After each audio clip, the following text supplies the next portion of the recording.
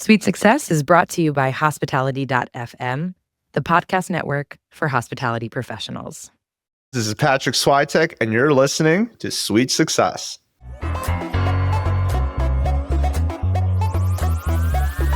You've just checked in to Sweet Success. Join me, Katie Cline, for exclusive conversations with hotel executives, hospitality leaders, and industry innovators.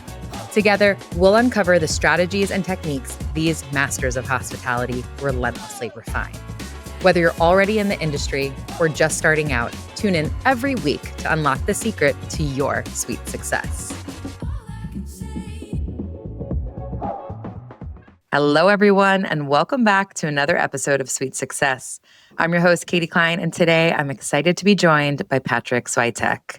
Patryk is a serial entrepreneur and real estate investor who scaled from owning 5 short-term rentals in Joshua Tree to managing more than 100 listings in under a year. He has purchased 3 short-term rental property management companies and teaches others how to scale their STR property management companies too. He's the co-founder of STR Nation, the host of the podcast, The Patryk Real Estate Show, of which I had the pleasure of being a guest, and the author of the book, The Wealthy Airbnb Superhost. Patryk, thank you so much for joining us today. Yeah, thanks for having me. I'm super excited to just dive in. Likewise. And I think I really want to start at the beginning, which is, can you tell us exactly what a property management company does and tell us a bit about your current company? Cool. Yeah. Property management company is pretty much kind of how it sounds. We manage a property. But to go a little bit deeper in terms of short-term rentals, we manage all things to do with a guest stay. So we make sure that the guests, can arrive at a clean house, make sure that everything's working at that house, make sure that they're having an incredible stay, and continue to drive 5-star reviews. We're constantly marketing. We're doing a lot of stuff with like even production because we're close to LA, so we get a lot of production requests. So we sort through all of that, and we just maintain the home. Make sure that the homeowners that have these second homes are have their homes maintained and that we're taking care of everything throughout. And yeah, I mean, at the end of the day, I say it's 3 things. It's making money for homeowners, getting good reviews, and making guests happy, and then maintaining the home. And for real estate owners who want to hire a property management company, what are some questions that you think they should be asking a property management company to make sure it's the right fit for them? Yeah, I think a lot of times I like to ask, because at the end of the day, it's a service, right? So, it's like changing a tire on a car, right?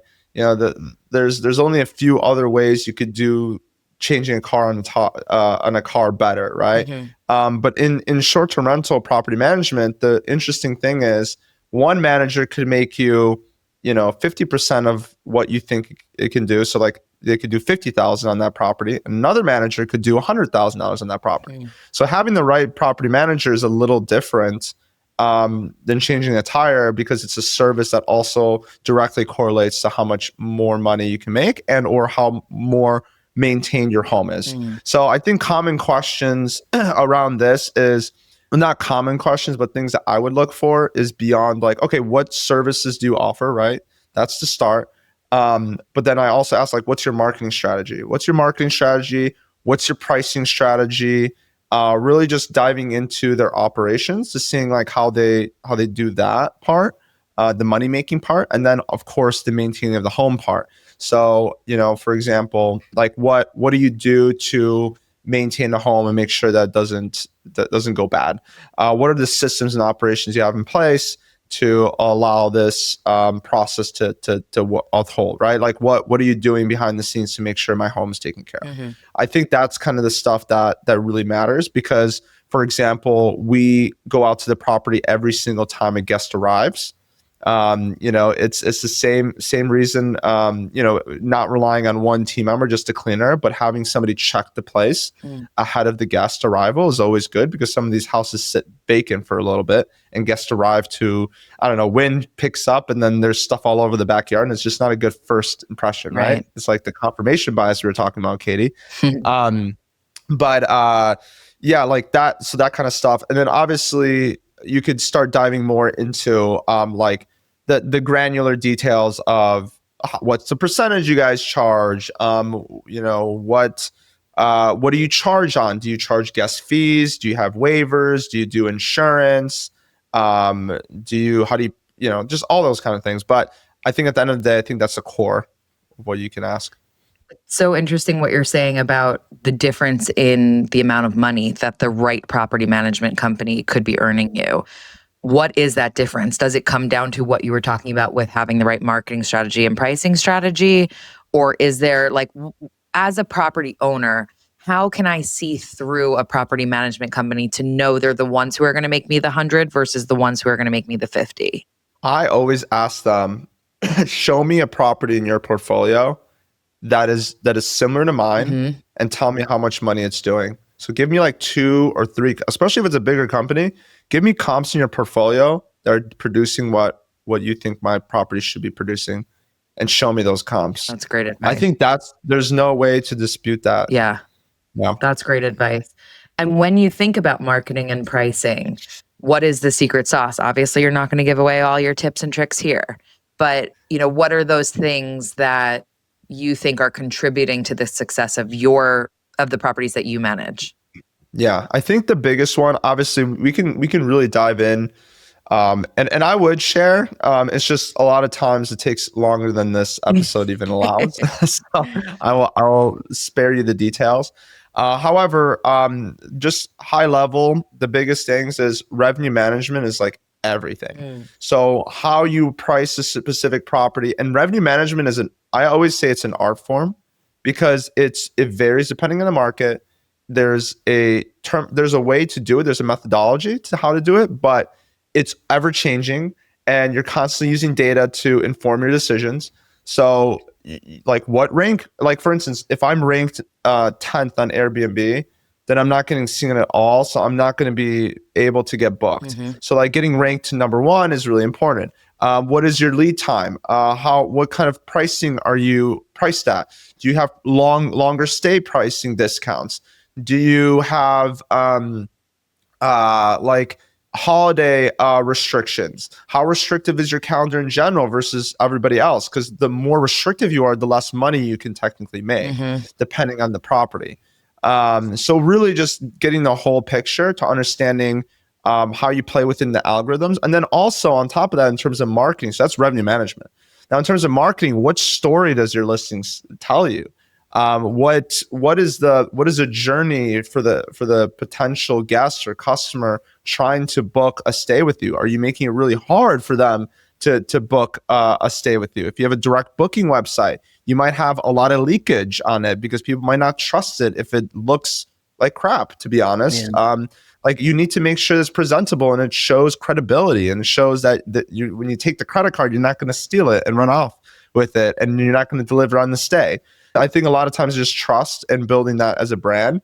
And just also like for direct bookings or not direct bookings, but like Airbnb, like is the first picture eye capturing? Is the first 5, 10, 15 photos reflective of the value perspective of that property, right? If you have a big pool and the pool is like a huge part of the value, is that pool in the first 5 photos? Is the pool in the first 15 photos? If you have a really cool little area that people are going to gather around and hang out, is that in the first 15 photos or is that not? If there's a view, is that in the first 15 photos? Like you have to really position yourself. Or do you have influencers? Do you have people representing the property in the best light possible, right?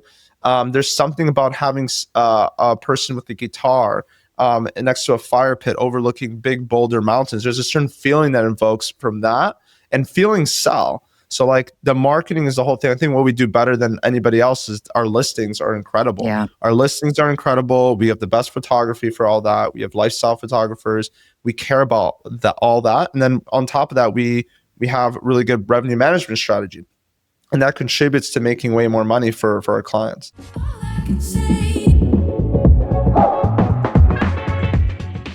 After hosting for more than 2 years, I finally made the decision to switch to Lodgify. And honestly, I should have done it sooner. If you haven't heard of them yet, Lodgify is a property management software built for short-term rentals and boutique hotels. They make it easy to manage your calendar, update cross-channel listings, automate guest messages, connect with OTAs, and even build a direct booking website. What I love most is that it's intuitive, it's organized, and most importantly, it's setting me up for what's next, whether that be adding more short-term rentals to my portfolio or maybe opening a boutique hotel one day. Lodgify is the kind of platform that grows with you. Visit Lodgify.com and use code SWEET20, that's sweet like hotel suite, to get 20% off their annual plans today. Check out the link in the show notes for more.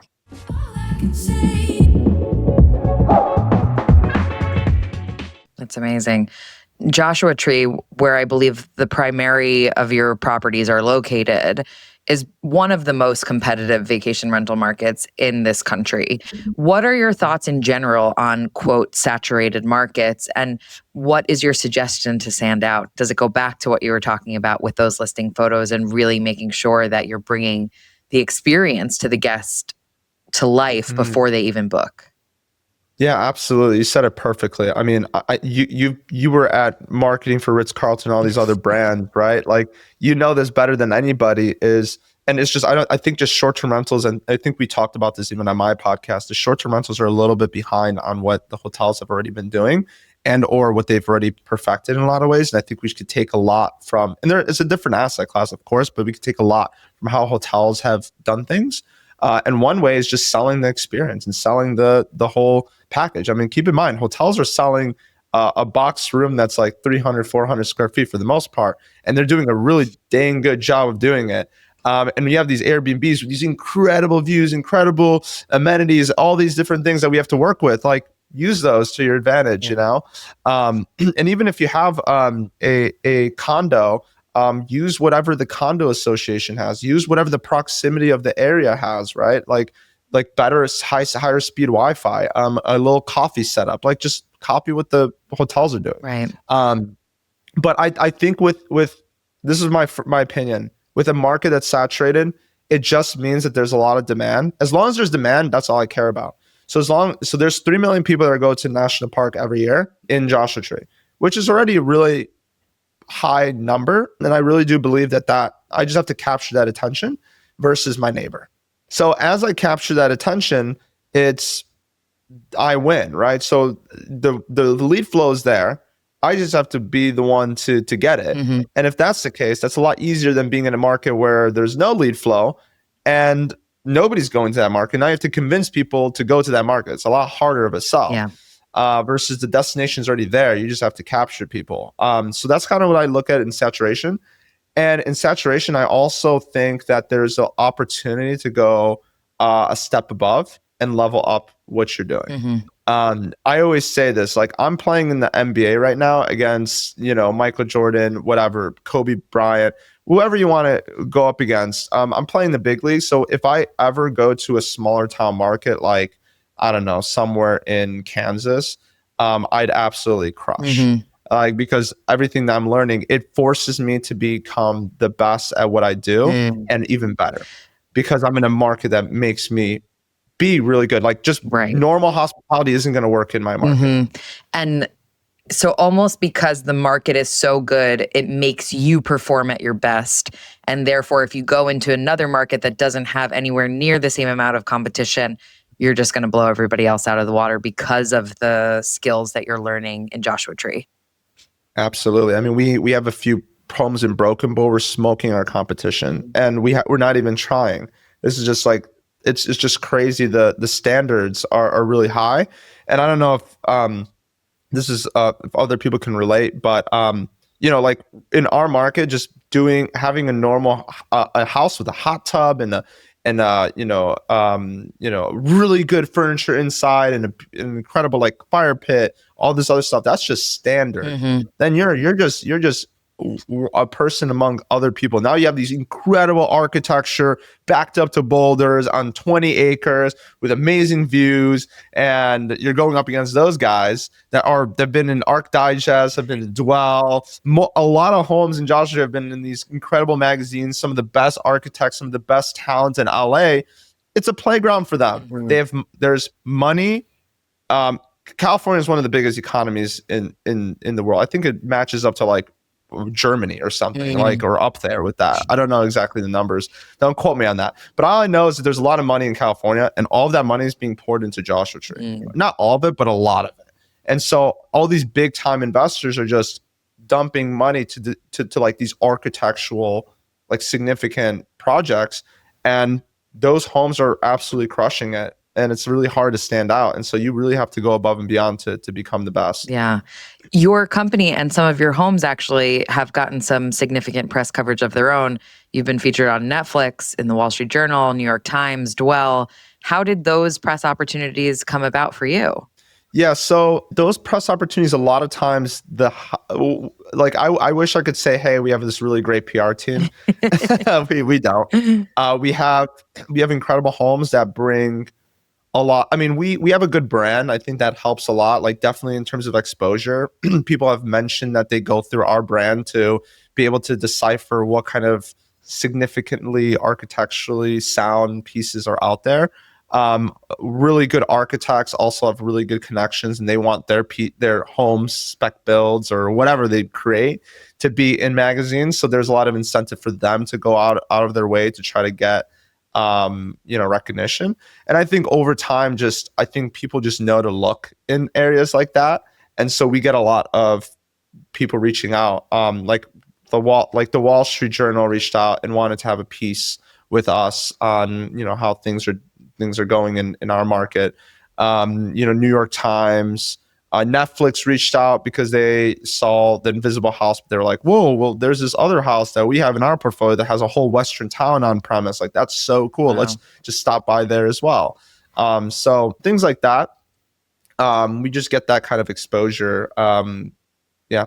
And then obviously I think I'm going to light fuel on this fire, because this is something that we're working on right now, is we're doing a lot more social media, and we're doubling down on social media. I think that's going to be reflective of what you see with the kind of, recognition and brand awareness that we can get around the incredible homes that are here, and hopefully get some more exposure. And what does that mean tactically to be doubling down on social media? Yeah, I think doubling down on social media is just the idea of putting out reels, because that's what really works right now. Putting out reels that captivate and audiences and kind of show off the property. So I think a lot of times making it very shareable, making it something that people are intrigued about. So for instance, a Western town 2 hours away from LA, like, that piques your curiosity. Yes. You want to see kind of what it's about. And that's very shareable. It's like, oh my God, maybe we can visit one day. I would love to be a cowgirl in that area, or we have a home that has like a dress up cowgirl situation. I think that'd be so good for social media, where we get like, hey, did you know you could be a cowboy for, a weekend, 2 hours away from LA, and then you see these people dressed up. It's just so cool. Like, that kind of experience, like, that kind of helps people not only want to come out there, but also understand that there's a whole market of that. And that's just interesting. I'm just super excited about sharing and making things go viral. So hopefully that pans out. I mean, you're referencing a rental with a Western town. I've seen some of the images of your other rentals. I mean, you have really incredible properties. Are they all amazing? Or are there any properties that when a owner comes to you and wants you guys to be the management company, you pass on doing that because they're not up to your standards? This week alone, just to kind of give you an idea, we've gone in probably around 10 inquiries, 10 to 15. So of people wanting to work with us in some capacity, either like, hey, I want to buy a house, or I want to build something, or I have this house from another manager, or I'm looking to buy this house. Would you manage it? Most times we say no. Wow. Because why? Most houses don't fit the criteria that we look for. The houses that fit our criteria have to be they don't have to be new builds. Actually, as a matter of fact, we don't care if it's a new build or not. Honestly, we're looking for creative, a home that really embodies character. like a very and it doesn't have to be always like a character home. Sometimes it's a very amenity filled home. Of course, we'll take a very amenity filled home. We'll take a new build that has specific criteria, but we won't take the run of the mill in a neighborhood type of home that's not going to perform that well. Right. Just because our level of service is so high, we have one employee that we pay for 10 homes. And they're responsible for taking care of those 10 homes. That doesn't even include the other employees that are servicing that home and making sure that it runs. Yeah. Like our run rate, like we spend 6 figures a month on just being able to maintain our operations. And we do that specifically because we care more about our product and our service to really just have the best experience possible for our owners, for our guests, and for our brand, like everything that we're creating. And so that's the only way to do that is by being top or bottom heavy. Like we're heavy, like we have a lot of expenses. Yeah. But that's what it takes to just be the best, right? So that's our standard. You alluded to something earlier that you and I were talking about before we started recording, which was confirmation bias, which I pulled from the Rory Sutherland episode for everyone who's listening or watching. If you haven't listened or watched that episode yet, I will be sure to link it in the show notes. But essentially, when I was on your show, I was telling you about the research that we had done when I was working for Le Méridien about how crucial the first 10 minutes of a guest's stay are, right? And then I was mentioning to you that we had Rory Sutherland on the show, and he was talking about confirmation bias, which was essentially saying the same thing, but in a much more scientific and eloquent manner, that when people arrive, they get a certain opinion and they spend the rest of their stay looking for things that confirm their initial biases were correct.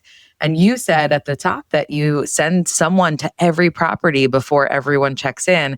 I think this really ladders back to what you were just talking about being a bit more costly because you know it's important. So can you talk a bit about why you guys are so focused on making sure that arrival experience is great? Yeah. So I took this from you, honestly, and I kind of molded it a little bit. But Katie, this is probably the biggest thing. It's genius. It's the idea that, and I tell this to my clients, I tell this to prospective leads, and it's part of my sales pitch because it's just so gold. It's the idea of the consistent experience. How do you maintain a consistent experience if you rely on one person, right? The one person is going to miss things. They're there to clean the house. They're not there to rake your garden and make sure that all the supplies are there in place. Like there's just too much responsibility for one person. Things are going to get missed. And I think that's very important to have somebody else responsible for stocking the home, making sure all the furniture is in the right place, that's all aligned, and really just being there like before the guest arrives, right before the guest arrives, because they know what the guest is going to experience when they're coming in. Yeah. So for example, let's say on Sunday there's a checkout, and so the cleaner goes and does their thing. Now on Wednesday is the next check-in. 2-3 days have passed by. 3 days. So now at this point, there's going to be some issues or things that occur. Maybe the wind picked up and blew dust all over, because we're in the desert, blew dust all over the patio or whatever. Now this guest shows up and sees things, furniture all over the place, like dust even in the front porch area. What is their reaction going to be? Their first inclination is going to be, wow, this place is not as clean as I thought it was going to be. And now confirmation bias kicks in, which is the concept you talked to me about, which is the first 10 minutes of your stay confirms what you're going to write as a review. Right. So it's like if your first 10 minutes is shit, then it's just a downward spiral and you're just correcting yourself to try to fix it. Yeah. And so confirmation bias, they're going to be looking for anything that they can find that confirms their bias. So now they have a critical eye for all things. They find a piece of hair, they find dust. They're looking for things in the crevices that you don't even know to pack up their case. Right. Now they have a big case because they have to back up their initial inclination. And so even if it's not that bad because there's a little dust on the sidewalk, but that's what kind of triggers. It's like a ripple effect. So having somebody arrive before the guest checks in is called an arrival inspection every single time, understanding that that person is going to experience what the guest is going to experience. What is their first, what are they thinking? Would they give a 5-star review if they walked in and all of that was there? No. Then they take the broom and they brush it out. Right. And then the guest arrives 2-3, even 2 hours later, like perfect. They know that their stay is going to be a lot better than if you didn't do that.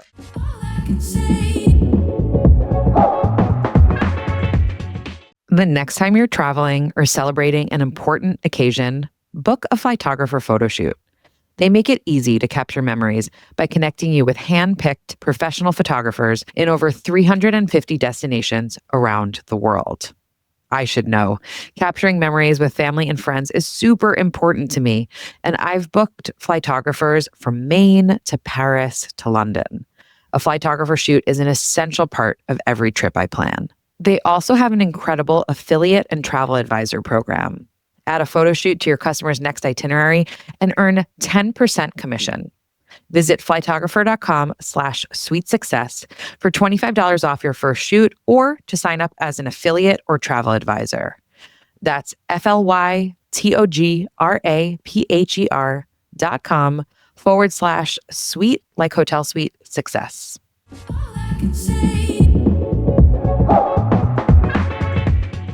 It's so refreshing to hear someone say that, because I think a lot of property management companies, a lot of owners would see the expense because you're paying for someone's time to go and do that arrival inspection. But you know that that's what's going to add to your 5-star review. That's what means you can charge those high ADRs and get those guests coming back and get them leaving great reviews that are going to make other high-paying guests want to come and stay with you. So I just think it's so refreshing to hear somebody say that. Well, also, I'm going to double into those people that are like all about cost, because I thought so in the beginning too. I'm like, of course I want great hospitality, but then people push back on that. Yeah. But then I realized I was operating the more lean model. I was doing that. I was doing the whole thing, and I was like, oh, I'm saving money. You're not saving money. Really, actually, you're spending more money, because what happens is the moment that you don't, like, for example, if you don't have somebody checking and you forget a soap or something like that, now you have to Instacart it. So now the owner is pissed off because there's a $50 Instacart for a bar of soap, or whatever. And then you have a guest that's complaining. And now if the guest complains about the cleaning stuff, what happens in this situation? Yes. The cleaner has to go out there to try to correct it. So now you have to pay for a cleaner to go out there again. And or you're gonna have to deal with a cleaner that's pissy. Now you have your guest communication team is trying to, for the next 2-3 days or however long they're there, maybe a week, they're going to have to try to deal with this person that's just finding all these negative things, confirmation bias, right? Yeah. All these negative things. So their energy is going towards this person instead of other guests. And now it's taking away time and energy from your team and money from your team that you're paying to be able to service that. And then you get a bad review, which impacts your revenue down the line, because now less people are going to want to stay. Yep. The listing loses traction. And then eventually your brand, it dies with it, because now people don't want to stay again. So now your lifetime value of that guest, it goes down. Yeah. So now really you're losing a lot of money, not only making people's guests experience really bad, but also you're just losing all around. Yeah. I had this exact same thing happen, especially what you're talking about with Instacart. It would be little things like people were like, oh, there's not enough garbage bags, or there's not enough toilet paper, or whatever it might be.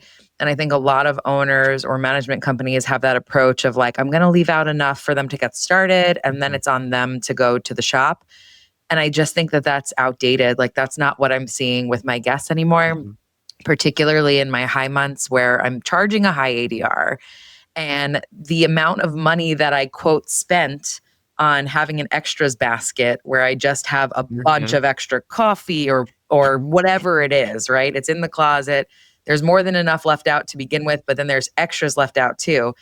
For the most part, people aren't like taking that entire basket and putting it in their suitcase and stealing it all from me. But what it's doing is it's making sure I don't have the frustration of the guest saying, hey, we're out of this. I don't have the expense of Instacarting 2 rolls of toilet paper to get them through, or whatever it may be. And you're right. It's actually saving me money and probably earning me money in the long run.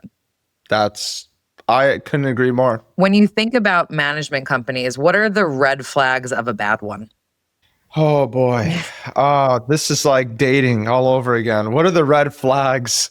Um, what are the icks? I think a lot of times just an ick right off the bat for me is we're gonna make this like a dating thing. An ick, right? Do you know what an ick is? Of course, of course. Can you explain to people just so people know? From my perspective, it's like when you see something or hear something or notice something about someone else and you're just like, I can never unsee it, I can never unhear it, and now that person is gross to me. Yeah. But I've been out of the dating game for a long time, so you can correct me like if I'm wrong about that. Yeah, you nailed it. I mean, I'm in a relationship for almost 5 years now, so I'm the same boat. But ick basically means that, and so for me, I look for like when I see a really like I don't know like a bad listing, that's an ick for me. It's just because it's a first impression. It's the first thing that the guest sees before even booking with you, and so it's like when you don't put care in that, it's like seeing somebody that dresses like not the best. It's like seeing somebody in like sweatpants and like pajamas in public. Like it's not bad. It's not the worst thing. Is I know some in LA that could be a style, honestly. But I'm just kind of giving a reference like that. Just the first inclination is like, ooh, like they don't take care of this listing because they don't care enough to even like present it in the best light possible. Mm-hmm. You know what I mean? Mm-hmm. So that's a big ick for me. I usually know that a management company is really bad off of that right away. That's already like bad management company. Second one is it's like the careless, like they just don't care enough to really advertise it well. Second one, like the other red flags I see, like charging a bunch of fees to guests, like just or not guests too, but like also to owners. Mm-hmm. Like a lot of management companies will charge like 5-10% or 15%, like and they won't tell the owners at all. Like they just take it and then they take it as a guest fee. And so the guest is paying it. The management company keeps it as part of their offering for they offer their services. And that's like legacy management companies do that a lot, actually. So it's and that's on top of the fee that the owner is already paying.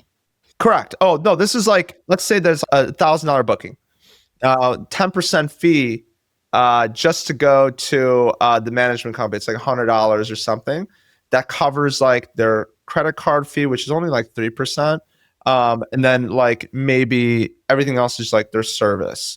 So it's like that it gets cut by the management company, and like or damage waivers. They'll collect damage waivers for $50 to $100, and they'll self-insure, but then they never like pay out for anything to like help the property out at all. Like stuff like that. Not the worst thing in the world if you're done ethically, but a lot of times they don't tell they just do it, and the owners just don't know what's happening. So that kind of stuff. Seeing like overcharging guests on every little thing. Oh, it's huge ick. Like this is more like you don't see this until you're in it. But like charging guests for like, oh, like you want another roll of toilet paper, here's for 50 cents. Like just fork it over, like that kind of stuff. Just like nickel and diming, it just icky in hospitality.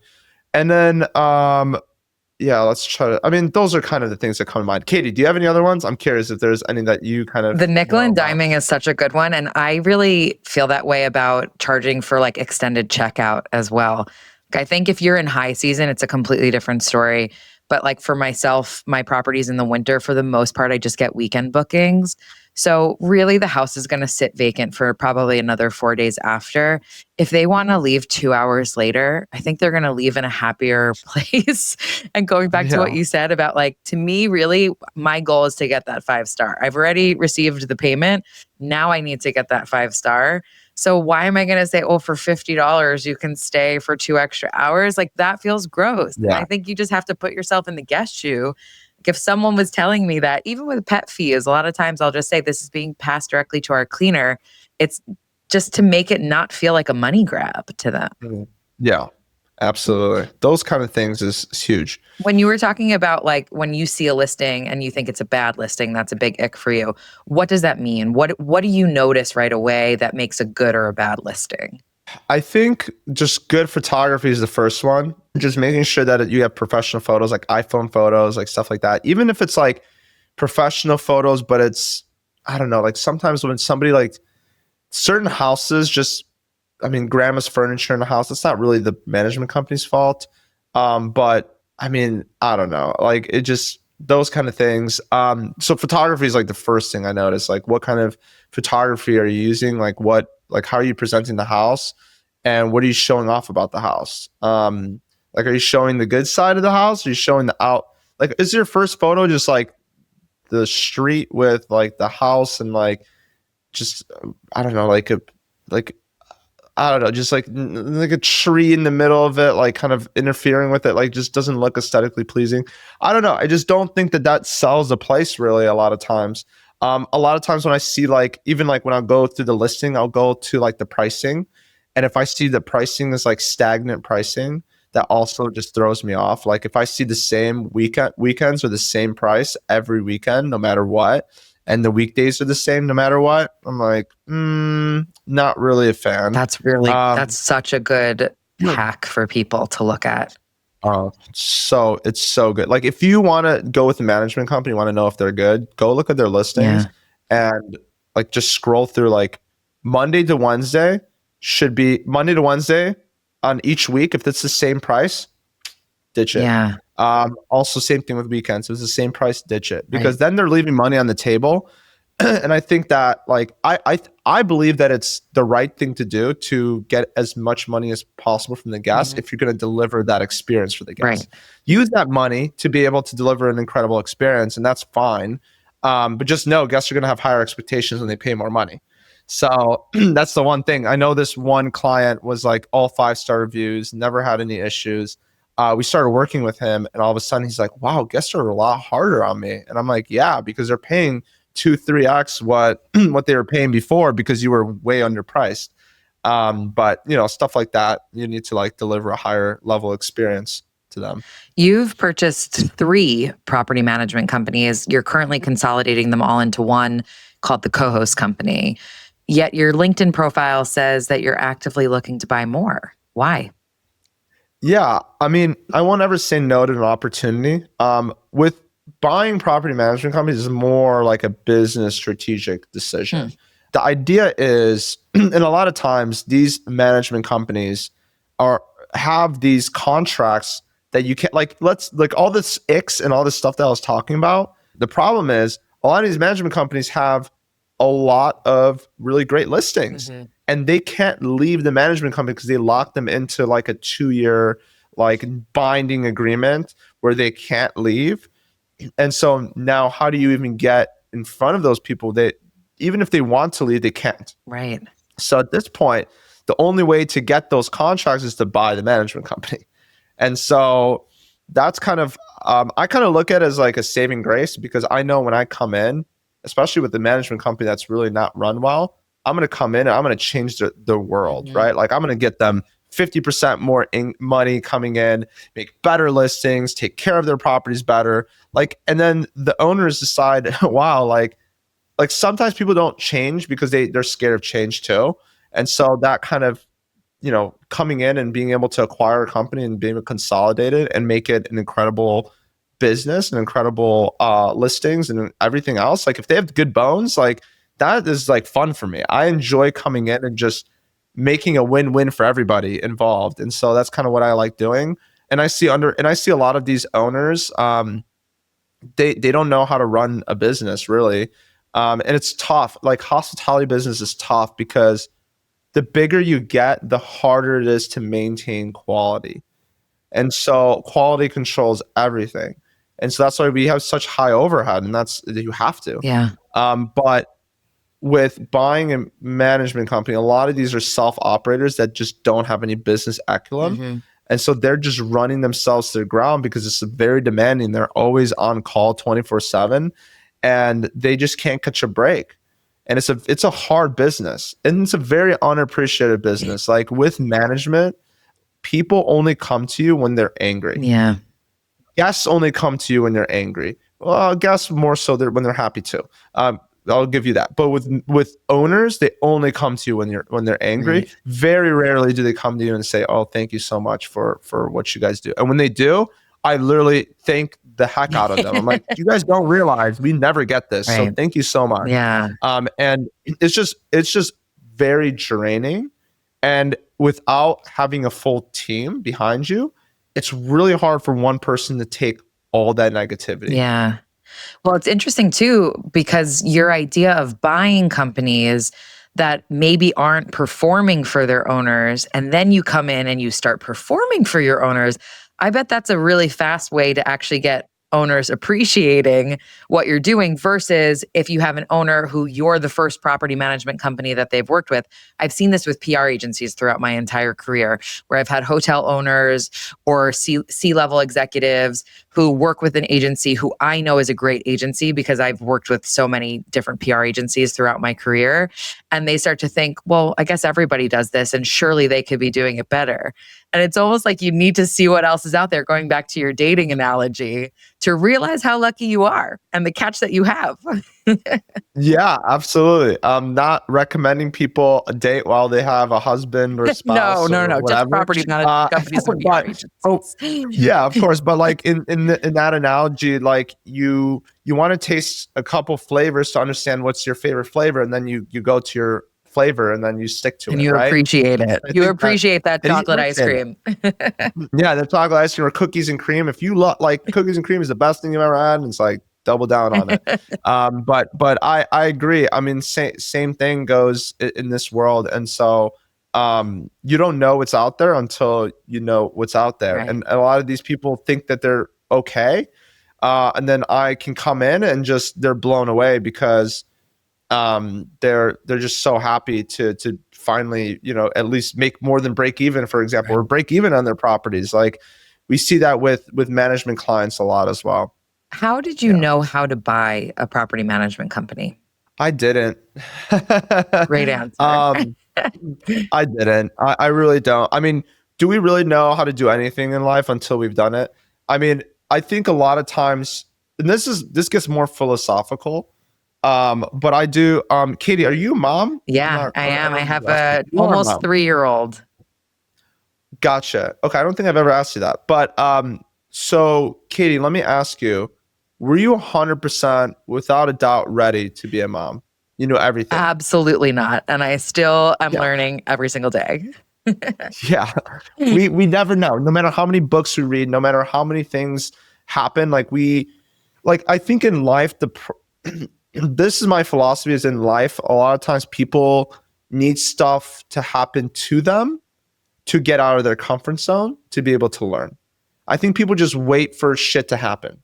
They stay in the same friend groups, they stay in the same routines until they get pregnant and all of a sudden, wow, now I have to figure things out because I'm living, they love living in comfort, and then once it's uncomfortable, that's when the growth happens. That's why did people become so, they say it's the hardest thing they've ever done, but it's also the most rewarding thing they've ever done is to become a mom or a parent or whatever. It's like even when they didn't expect it, they weren't even trying to have kids, and then one comes in maybe accidentally and they're like, this is the best thing that's ever happened to me. Like teen moms say that all the time. And it's because it puts you outside of the comfort zone. And that's exactly what happened to me. The deal came across my desk. I didn't know how to do it or how to take it down, but I just did it. I said, you know what? I'm just going to figure it out. And if I make mistakes, I make mistakes. And then darn did I make mistakes. But guess what?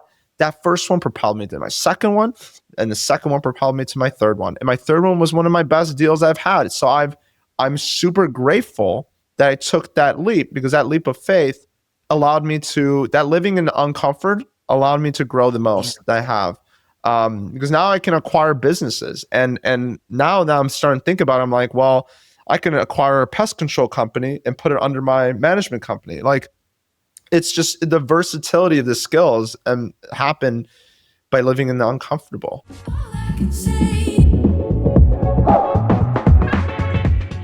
Keeping up with online reviews across platforms is tough.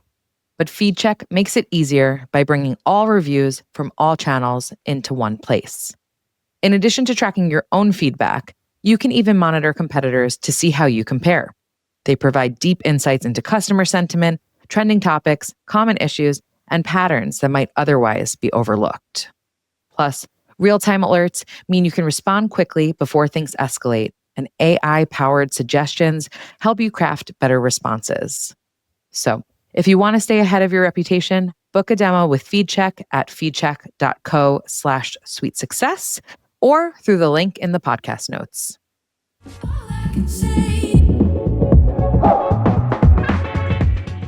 I love that. Yeah. That's exactly why I asked you that. I really love people who just figure things out.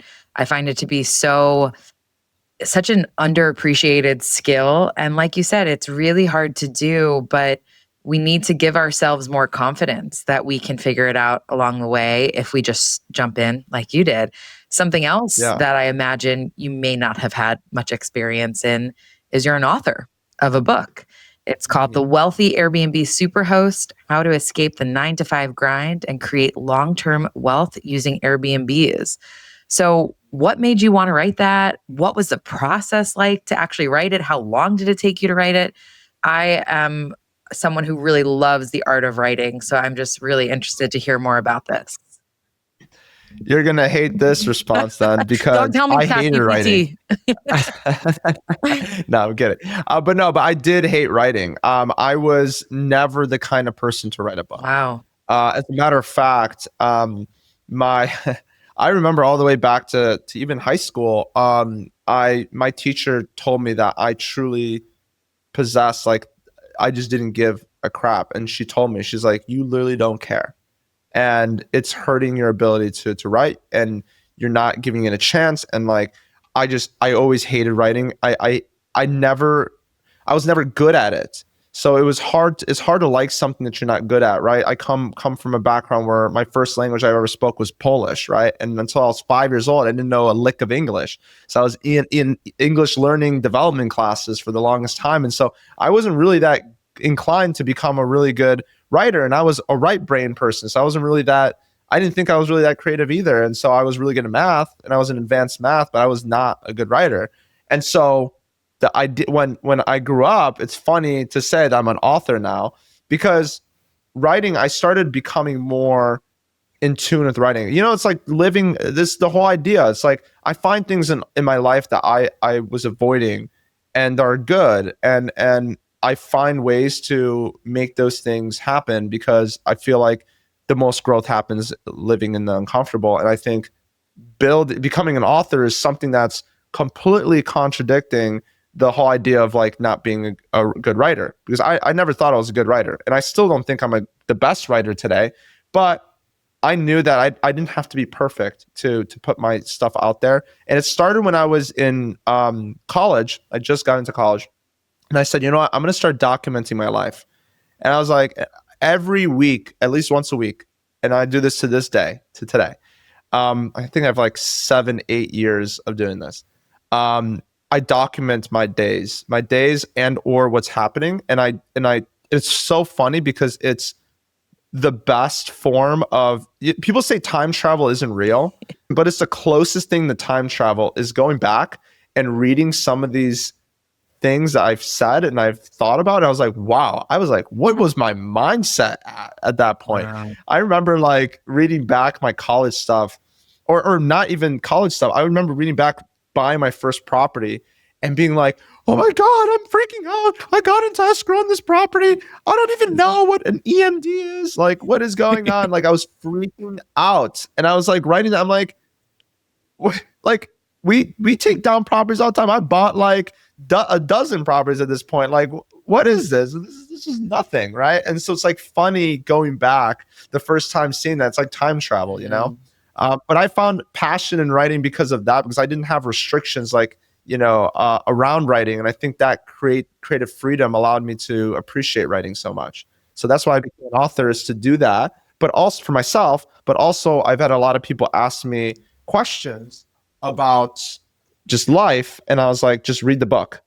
This has everything you need to know about becoming an Airbnb host. That's why I did it, because it was just a faster way of giving people the knowledge that I knew that they wanted me to give them. Instead of giving them an hour of my time, I just buy them the book. I buy it for them. I'm like, here, just have the book, read it. So how long did it take you to write it? Oh, I wrote the whole thing. So I think it was 9 months total, Wow, yeah. like from beginning to end. It was pretty fast. Like I would sit and do like 6 hours at a time, just cranking it out. Wow. Yeah, So when crazy. you were writing, like you were focused on getting Mhm. that done. I was so dialed in because I already knew all the Yeah. knowledge. I just had to get it on So it paper, just you felt know? like it was pouring out of you. It was just pouring out of me. I just couldn't stop. I was just like, dude, I know. Like once I built the framework, the outline, it was so much easier because you just fill Yeah. in whatever you need. And then I just knew that with the right team that I was going to be okay because like I said, I'm not the best writer. So I had an editor take care of this stuff. And it was incredible. The editors are just make life so much easier. Yeah. Who, not how mentality all day. Just find somebody that knows, you know, God, my girl Sandy, she crushed it. She made me sound like a professional, and I'm like, this, yeah, it was awesome. That's She used my amazing. same tonality, and it was also a surreal experience. Terrific I partnership. would do it again. Yeah. Yeah. Before I get into the last three questions that I ask everyone, do you have any predictions for the future of either hospitality or maybe short-term rentals, maybe Joshua Tree, anything that you want to predict the future on? Yeah. Yeah. Predicting the future. If we knew as humans what the future holds, you'd be the wealthiest person in this world because that's what it is, you know? So it's like, oh, I know that NVIDIA is going to shoot up 100,000%. So anyways, future is take it with a grain of salt. But what I believe is I do think that I see a consolidation across our industry. I see that the average Airbnbs, average hosts are being thrown out. So if you're really good self-manager, you're going to stay. If you're a really good property manager, you're going to stay. But a bad host is getting nicked out. And I think Airbnb knows that secretly, that these bad hosts are getting nicked. And it's good for them because they need the best quality to consistently supply. For the supply that they have, they need good managers, they need good people to host, good co-hosts. Yeah. And so they're very bullish on the idea of getting more good co-hosts out there and better property managers to service all these properties. And so I think that's going to get better over time. And I think there's going to be consolidation of, having more standardization of this industry of like brands, right? Like the Cohost Company, right? That's the brand, right? And so I think that's going to be a trend that continues to move forward, which I'm really excited about. That's so exciting. I agree. You hear a lot of hosts saying things like, oh, Airbnb bust, or the market's down, or, there's no Airbnb traffic anymore. And then you see their listing and you're like, I think the problem might be you. So yeah, absolutely. Yeah. Okay. Well, final three questions for you before I let you go. What was the best hospitality experience you've ever had? Best hospitality experience. I'm trying to think. That's a good. I think the best hospitality experience was when I went to Mexico, and I got to it was like a 5-star hotel, all inclusive. I bought it with points, so thankfully I wasn't able to afford the $1,000. Well, I could, but I just wouldn't want to spend that. But I got to experience true luxury hospitality. And I just remember even being at the restaurants and having there's multiple points where I realized the hospitality. The Latino people are just so good at hospitality. I don't know what it is. I don't know if it's like cultural or something, but like their hospitality was next level. Like having guys walk me to my room, having them, like the moment I arrived, they already knew my name. Like, I'm like, how do you even know my name? I arrived and they're like, oh, you're Patryk. Like maybe the driver texted them or something. I don't know. They're like, I'm picking up Patryk, or something was in their system or something. And they knew. They're like, oh, hey, hello, Mr. Swietek. Welcome. And they gave me, would you like a mimosa or some water? I'm like, mimosa's great. I've just got off the flight. Like, this is perfect. They showed us they checked us in. It was super easy check-in. Like they already had all of our information, everything good. They're just like, asked us a couple questions. Went to our room. The guy showed us the room. Obviously, was being very hospitable, very, very nice. And then later, they knew it was my birthday. So I literally went downstairs, came, and we went to dinner, which, by the way, was an experience in its own. Like at dinner, it's not just serving you food. It was like they made the salad at the table. it was such a simple thing, but they're like tossing the salad and doing all that. It's kind of like Olive Garden where they like sprinkle the cheese on it. It's like, that's part of the experience. Like they want to do it at the table, you know? So they were like tossing the salad and creating it. They're like chopping, they had a board, they were chopping everything up. I was like, that's so cool. Like, and they were telling the story around the salad, which made the salad better, weirdly enough. Stories sell really well. So that was like a big part. And then I got back to my room and I had a piece of cake. It was like crazy. So honestly, that blew me away. Probably the best hospitality experience. And on the alternative side, what was the worst hospitality experience you've ever had? Probably checking into an Airbnb that was like for my I think I was there for a conference or something. We had a bunch of people, just poor communication from the host. Like the place was totally trash, run down. I honestly, everyone in the group was like, just leaving the 1-star review. I'm like, I know how much that hurts. I was like, I'm not even going to leave the 5-star review. I literally just left them a list of here are the things you can make your property better. But it was just a horrible experience. The first 10 minutes was awful. Everything was broken around the house. No maintenance really done at all. It was like, when I say it's bad because I'm in this business and I see a lot of crap. So I think there's like a cockroach or something. It was just so bad. Oh, yikes. But yeah, that was the worst experience I've had hospitality-wise. And final question for you. What does hospitality mean to you? And is there anyone, any person, any brand that you think has truly mastered it, besides the Cohost Company, of course? Hospitality means to me, hospitality is, I always say, extra 2 steps. So you want to always be 2 steps ahead. I think that's hospitality to me. And to always think proactively versus reactive. So, instead of thinking, okay, the guest is going to show up, there's going to be, like sand on the patio. They're going to go back to that. Yep. They're going to sweep it up they're going to get a broom themselves and they'll sweep it up. If they run into that, and then we'll reactively solve that problem by sending them a broom or something like that, versus providing the broom there in case it happens, but making sure the lead actually takes care of it so they never have to do it. So 2 steps ahead, having the broom there. So that's 1 step ahead, right? 2 steps ahead means having somebody actually from your team wipe it down so they don't have to deal with it. Yeah. And any person or brand that you think, wow, they really get hospitality. Maybe it's going back to Olive Garden, your reference from earlier. No, Olive Garden's definitely not there. I think brand. It's hard to tell, but I think a brand that's mastered hospitality that everyone knows about is Ritz-Carlton.